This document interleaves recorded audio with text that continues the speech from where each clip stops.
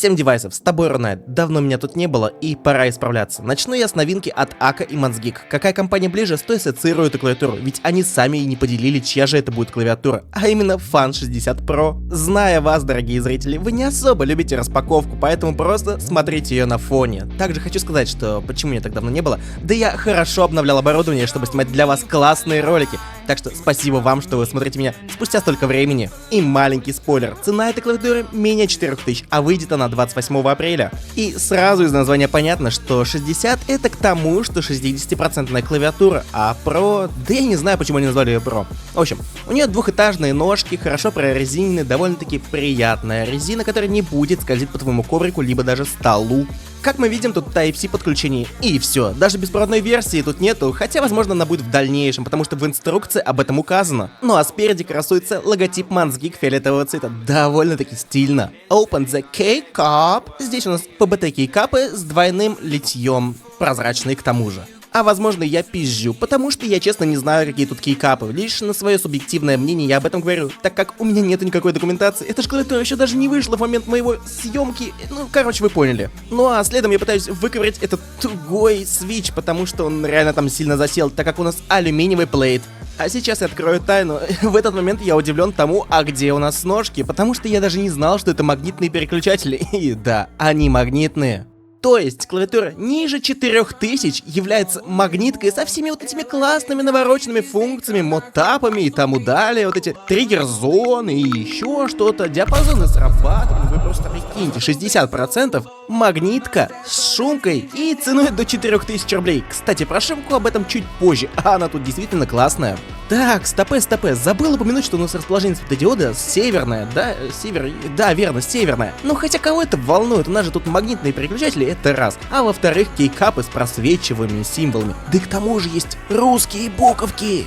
А еще есть световод, точнее Light Guide. Он нужен для того, чтобы твои русские буковки нормально подсвечивались, так как эта фигня направляет свет со светодиода равномерно на весь кейкап. И это первый раз, когда я за свою карьеру ютуба сталкиваюсь с этой штукой на свече. Хотя моя карьера не такая длинная, но все же пришлось нейронить у чата GPT, спасибо ему за это. Зато не придется тебе это делать, потому что я помогу тебе с этой клавиатурой, так как в инструкции про нее ничего не написано. Там написано про то, как подключать ее по беспроводному режиму, но это же клавиатура проводная, и эта инструкция никак не относится к этой клавиатуре. Ладно, окей, Ака и Manzgeek не поделили, чья это клавиатура, но хотя бы могли бы определиться, что за клавиатура, проводная или беспроводная. Окей, хер с этой проводной не беспроводной клавиатурой, а драйвер-то мне где достать, это же магнитка, как мне все это настраивать? Нигде об этом не сказано, но я тебе скажу, надо просто пойти на сайт Manzgeek, найти веб-версию, подключить клавиатуру, и тогда прогрузится этот UI-интерфейс к этой клавиатуре. Да, так сложно.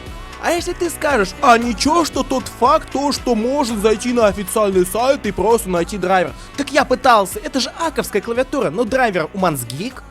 Фух, все, выдохнули, и давай теперь просто перейдем к клавиатуре, разберем ее, посмотрим, что внутри и как она устроена.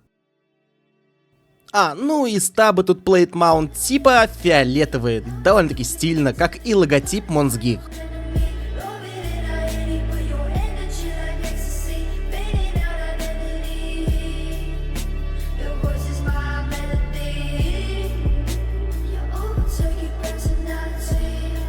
Open the keyboard. Извините за кринж, довольно-таки долго до меня доходят тренды. Ну, в общем, как видите, алюминиевый плейт внутри, магнитная структура, поэтому легко все снимается. А еще так завораживающе нажимать на эти кнопочки и смотреть, как стабы отрабатывают изнутри. И просто какой-то экстаз. Ну ладно, выходим из экстаза и смотрим на шумку в этой клавиатуре. У нас, как видно, над плейтом тоже имеется шумка. Ну а вот эта вот пружинка нужна для того, чтобы с плейта все статическое напряжение уходило в плату, а оттуда уже до розетки с заземлением, чтобы, короче, тебя не било током. Вот для чего она нужна. Итак, начинаем разбирать. Сверху у нас POM-материал. Первый слой шумки. У нас нет пленки, но в принципе одного лишь POM достаточно. Потом у нас идет плата, а к ней вот уже приклеился второй слой шумки, который является тоже помом. Хотя вот я подумал, тут вроде как есть пленка, но она, видимо, нанесена на сам пом-материал. Ну а на текстолите мы видим дату изготовления этой платы и толщину 1,6 мм самой платы.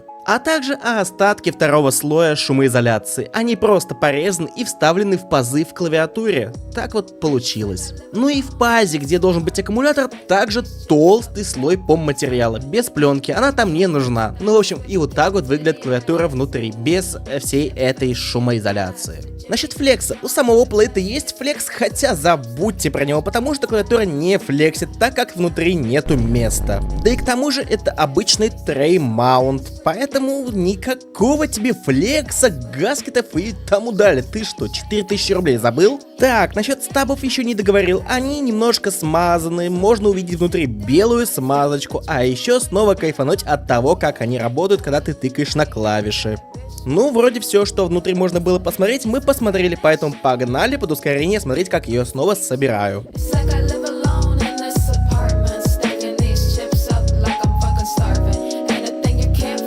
Ну вот и все, как новое, как будто бы и не вскрывали. Но все-таки такое чувство, как будто что-то вскрыть я забыл. Клавиатуру я вскрыл, коробку я вскрыл, а вот свечи я не вскрыл. Поэтому погнали глянем, что внутри этого самого магнитного свеча. Но тут я заранее подготовился и прочитал про то, что они смазаны с завода. Давай в этом убедимся и глянем, есть ли там хоть какая-то смазка. И возможно тебе не видно, но она там есть, просто поверь на мое ронайтовское честное слово. Ну а вот тут тот самый магнитик, который и делает этот свич магнитным. Для тех, кто не видел, как он выглядит, так что теперь вы знаете, как он выглядит. Ну и в общем, давайте обратно собирать этот свич, чтобы был как новенький, как будто бы его не вскрывали. Ну вот и все, не вскрыт, не пересобран, не разобран, только немножечко смазки под ноготь украл. И знаете, я в моменте понял, что эта клавиатура на кое-что похожа. Да, точно 3061S от Ака, точно такая же форма, точно такая же стилистика, только немножко кейкапы отличаются и дизайн. А мне и двух слов не надо, всего лишь 105. Давай сравним эти клавиатуры. И да, я знаю, у меня с математикой плохо, поэтому я техноблогер. А чё ты мне сделаешь? А ничего, я вообще, блядь, по другую сторону экрана. Ладно, что-то мы разошлись. По дизайну, как мы видим, все идентично. Только проблема в том, что у АК-3061S нету внутри шумки, поэтому она звучит просто так, плохо, блять. И в этом ты сможешь убедиться сам, тогда, когда я устрою саунд-тест. Поэтому, пожалуйста, дотерпи до этого момента. И сейчас я эту клавиатурку упаковываю, для того, чтобы отправить ее вам, потому что среди вас я разыграю ее. Есть только два условия: быть подписанным на мой телеграм-канал и, собственно, на сам YouTube-канал. Все, в принципе, это единственное, что нужно, чтобы участвовать в конкурсе на эту клавиатуру. Ну вот и все, она уже едет к тебе, а мы едем к саунд-тесту.